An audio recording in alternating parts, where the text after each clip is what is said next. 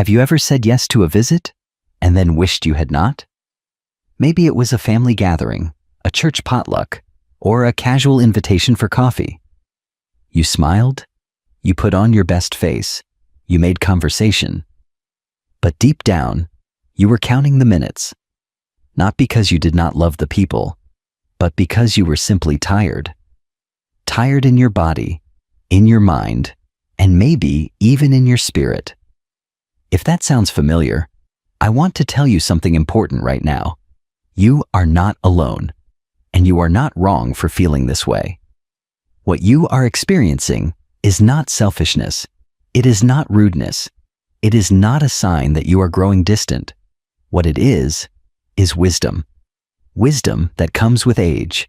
Wisdom that whispers, you do not have to show up everywhere to prove your love. In today's conversation, we are going to talk honestly about why saying no to certain visits can be one of the healthiest, most loving decisions you make. Not just for your body, but for your peace of mind, your emotional well-being, and your sense of self. You have spent a lifetime showing up for others. Now, it is time to learn what it feels like to show up for yourself, with grace, with strength, and without guilt. 1. Your energy is sacred. There is something no one tells you when you are younger, something you only begin to understand with time. It is this: your energy is not limitless. It is sacred. And as you get older, it becomes even more precious. When you were in your 30s, 40s, and maybe even your 50s, you probably gave your energy away freely. You helped out wherever needed. You said yes to dinner plans, church events, school functions, and visits with friends, without thinking twice. You might have even prided yourself on being dependable, always available, always giving. That version of you carried the world. But now, things have changed. Even if your body is still healthy and your calendar looks manageable, you may notice something different.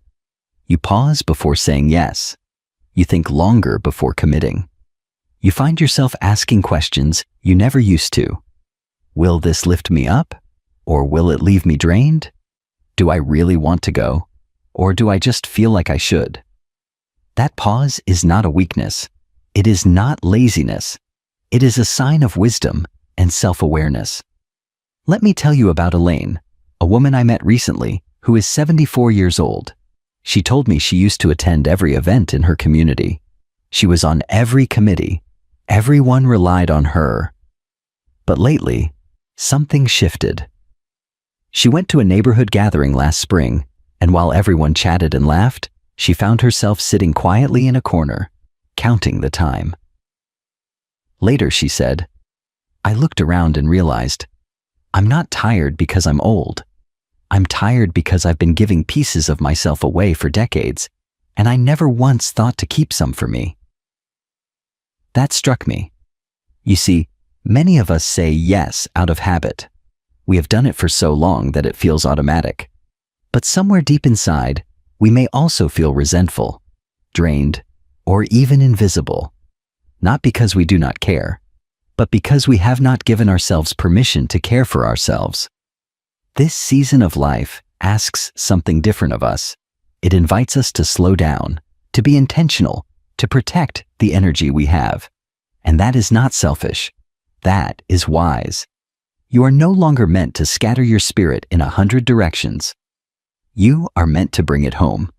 You are allowed to choose visits that leave you smiling and nourished, not empty and anxious. You're allowed to spend your afternoon in peace instead of rushing through traffic just to make an appearance. You're allowed to protect the energy that is left and to use it for what truly matters to you now. The world may not always understand that shift, but your body, your heart, and your soul will. Let that be enough. 2. Protecting your peace isn't selfish, it's sacred. There comes a time in life when you begin to realize that not all company is comforting, and not every visit is worth your peace. This realization does not come quickly. It builds slowly over the years, usually after too many strained conversations, too many forced smiles, too many long drives home with a heavy heart. You see, in your younger years, you might have tolerated a lot more than you should have. You kept quiet when someone made a sharp remark. You nodded politely when you were being subtly criticized. You showed up, again and again, to family dinners that left you feeling anxious, unseen, or simply exhausted. Because that is what you were taught. Be nice, be respectful, be present, no matter the cost.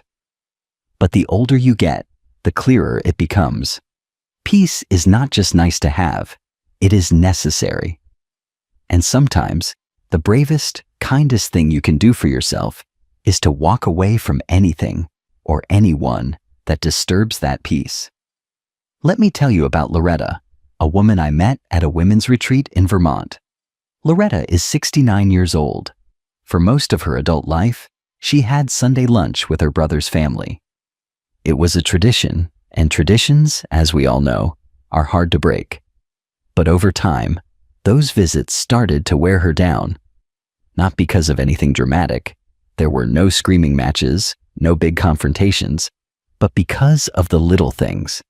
The constant passive comments, the way her choices were always questioned, the way she was made to feel like an outsider in her own family. She told me, "I used to get in my car afterward and cry, every week. And yet, I kept going, because I didn't want to rock the boat. Until one day I realized, I am not the boat, I'm the passenger, and I don't have to keep riding if the waters are always rough." So she stopped going, quietly, without drama, without explanations. She chose her peace, and that single choice changed the rhythm of her life. There is so much pressure, especially for older women, to stay connected, to keep everyone happy, to maintain traditions even when they no longer serve us. But here is the truth. You are allowed to leave places that no longer feel safe, kind, or welcoming, even if those places are filled with people you love. Choosing peace does not mean cutting everyone off or living in isolation. It means being honest with yourself about which relationships bring you comfort and which bring you chaos. And it means giving yourself full permission to prioritize your emotional well-being, even if others do not understand. Not everyone will celebrate your boundaries. Some people might call you distant, cold, or say you've changed. But if you've changed, that is something to be proud of. Change means growth. It means you are paying attention to how your body feels after a conversation. It means you are listening to the little warning signs your heart has been giving you all along. If you find yourself leaving certain visits feeling smaller than when you arrived, that is not a sign you are too sensitive. That is a sign you are becoming more self-aware, more tuned in to the kind of life you deserve. There is power in choosing peace. There is power in saying no, not out of anger, but out of wisdom, out of love for yourself. And here is the most beautiful part. When you begin to protect your peace, the right people will respect that. They will adjust.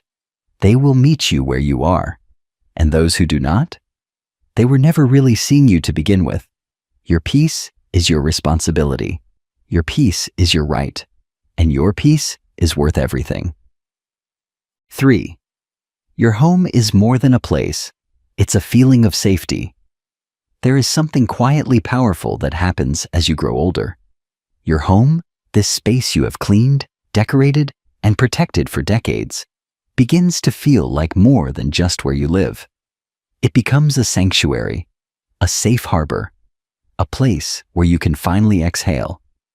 When you were younger, home was often a revolving door, children coming and going, meals to prepare, chores that never ended. Maybe it felt chaotic. Maybe it was noisy.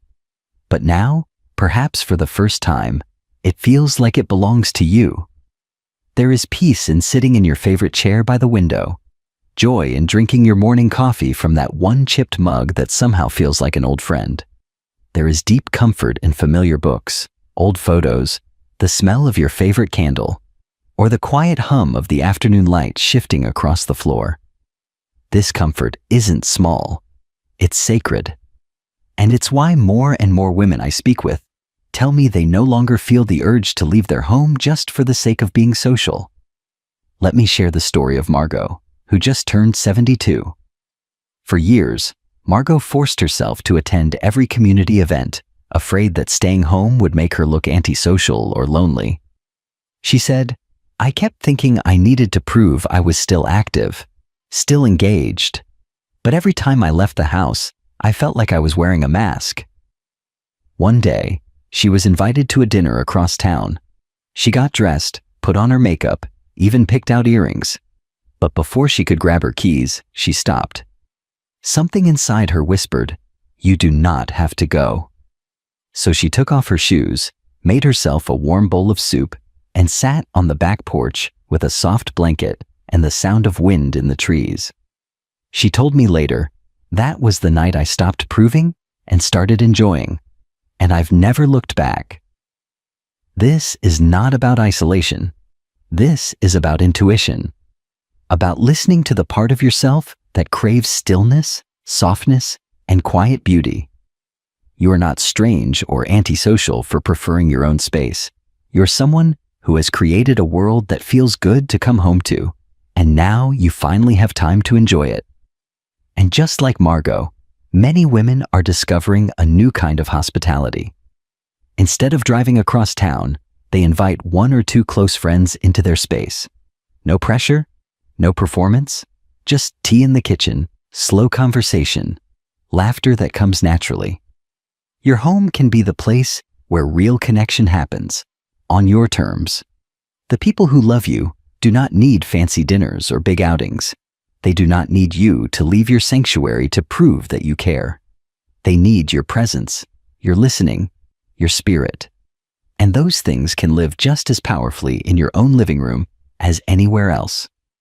You have spent decades creating this space, choosing the curtains, folding the laundry, hanging pictures of people you love.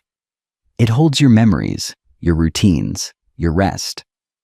Why would you feel guilty for wanting to stay in the place that makes you feel whole? There is a kind of healing that happens in quiet rooms, in slow mornings, in long pauses. And your home is where that healing begins. You are not retreating. You are returning to yourself, to your peace, to the life you have built and now get to fully live in. 4. Friendship changes. And that's a good thing.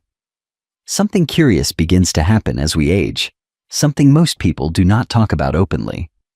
Our social circles begin to shift, not just in size but in meaning.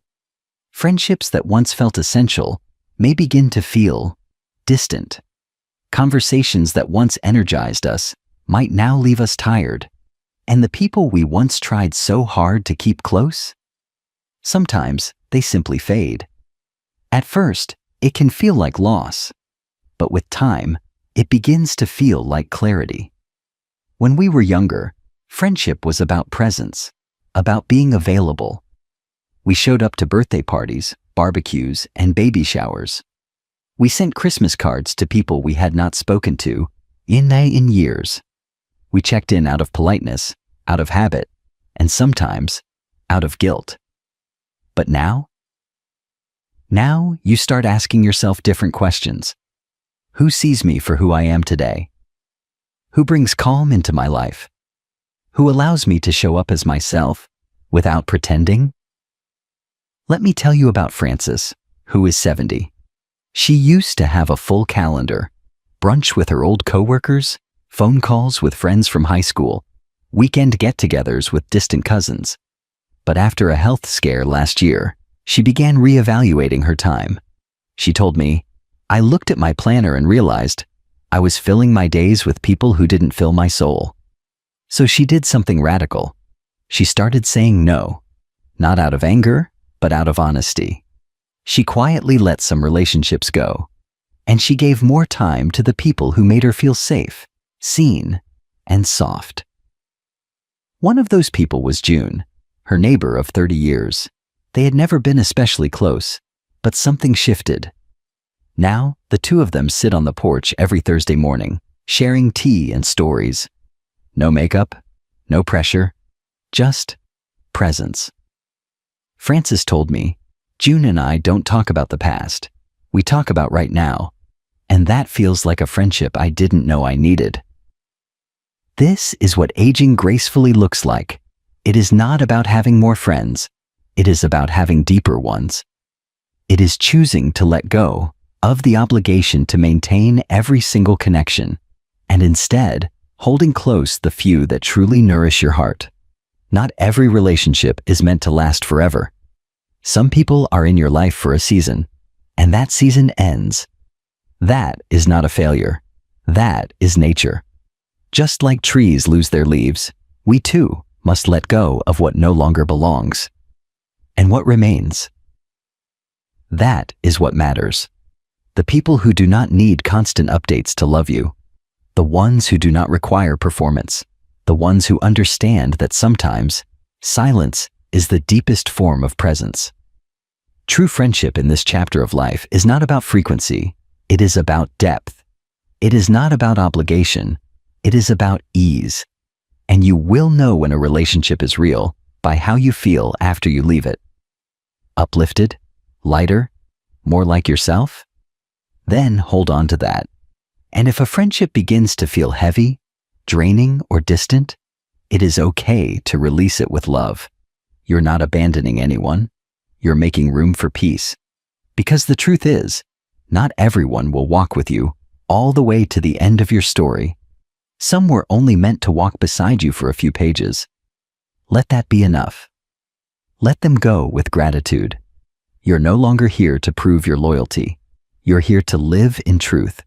And the friendships that survive that truth, those are the ones that will carry you forward with grace, gentleness, and joy. 5. Your life has changed, and so have you. There comes a moment, quiet but undeniable, when the things that once felt urgent no longer do. Being included, being seen, being invited. For years, those things mattered deeply. You showed up, smiled, performed. You wanted to be part of the picture, part of the group, part of everything.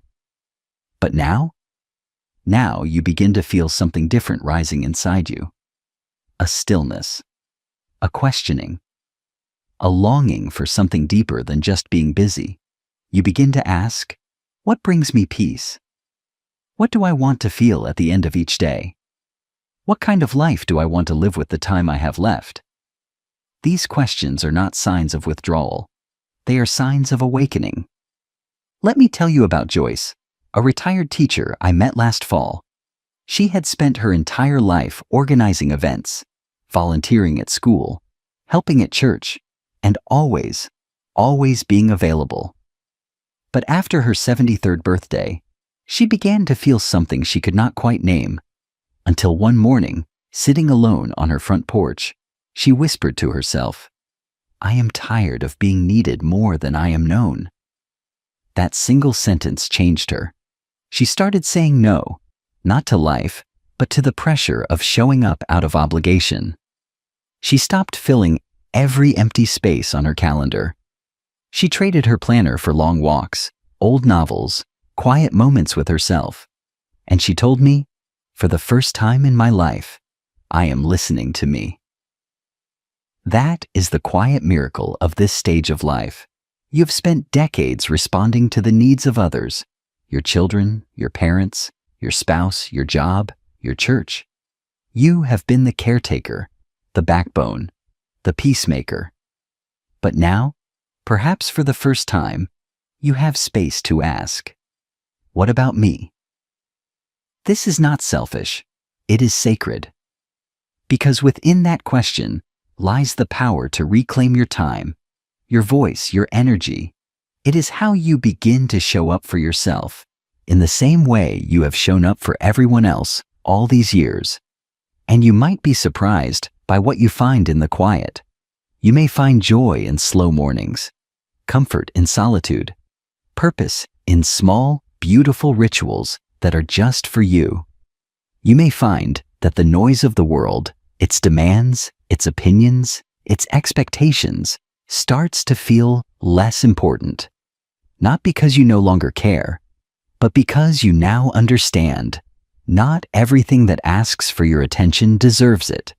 There is a kind of clarity that only comes with age, a wisdom earned not from reading books or hearing advice, but from living, truly living, through heartbreak, sacrifice, change, and resilience. You now know what it means to love deeply and lose gently, to endure, to rebuild, to forgive others, and eventually, to forgive yourself.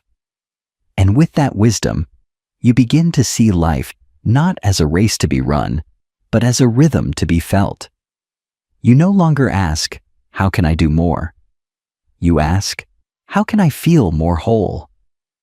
This is your time, not to chase, not to prove, but to breathe, to create a life that feels honest, soft, and entirely your own. 6. The freedom of saying no, without apology. There is a quiet kind of strength that comes with age. It is not the kind you show with raised voices or rigid boundaries. It is not loud or forceful. It is something softer, deeper, something that rises within you when you finally begin to trust yourself enough to say no. Not a defensive no, not an angry no, just a gentle, steady, honest no. No to the gatherings that leave you drained. No to conversations that feel more like competition than connection. No to driving across town because someone else expects you to. No to guilt. You see, when we were younger, we were taught that love meant sacrifice, that saying yes was the polite thing, the right thing, that putting others first was a badge of honor.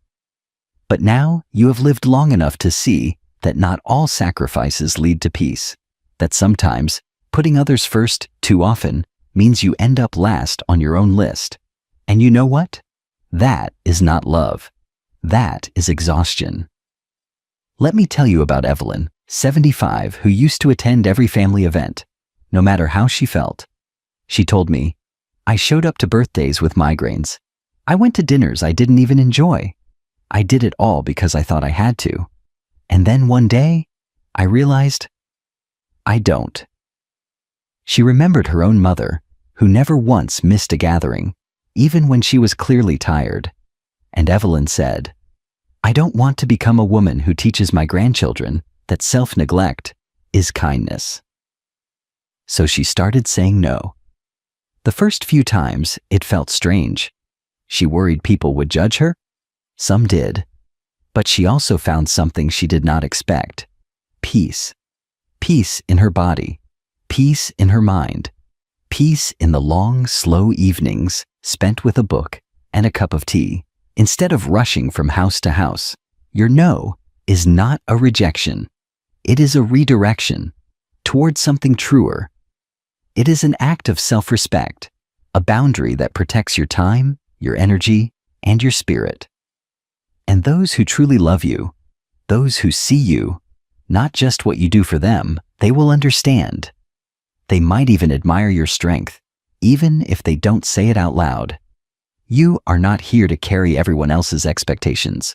You're here to live with intention, to protect what is sacred, to rest when you are tired, to enjoy the life you have built. Sometimes, love sounds like, "Yes, I'll be there."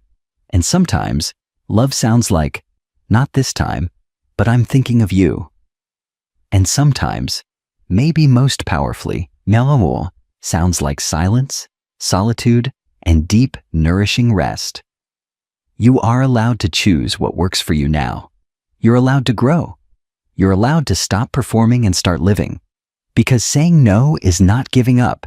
It is showing up for yourself. It is saying, "I have spent decades giving. Now I am learning to receive peace, quiet, stillness, truth." It is saying, "I do not need to prove anything. I just need to be me." And that, dear friend, is more than enough. You're not pulling away. You're coming home to yourself.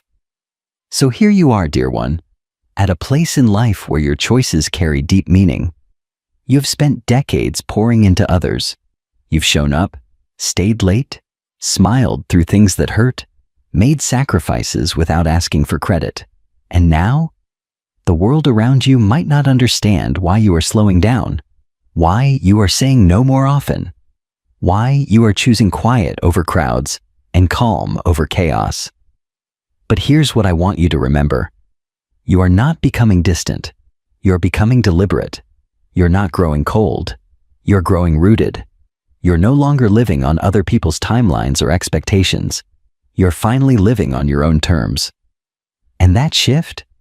It is not only beautiful, it is necessary. There is nothing wrong with visiting less, speaking less, attending less. That does not mean you love less. It means you have finally learned what love really looks like, for yourself and others. It means you are choosing presence over performance, truth over tradition, peace over pressure. You're not fading away. You're blooming inward. You're finally giving yourself the love and consideration you once gave everyone else. So the next time someone tries to make you feel guilty for not showing up, for not doing what you always did, just smile gently and say, I've shown up for a long time. Now, I'm showing up for me. That is not selfish. That is wise. And you have earned that wisdom.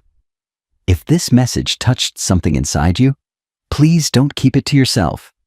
Leave a comment and tell us, what have you started doing differently in this stage of life that has brought you more peace? What have you let go of? And what did you gain in return?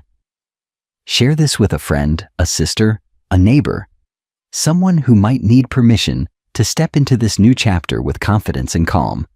And if you haven't already, subscribe to this channel. We're here every week, creating space for women like you, who have nothing to prove, but so much to share. You matter. Your peace matters. And your voice, now more than ever, deserves to be heard. Here's to living slower, deeper, and more truthfully, together.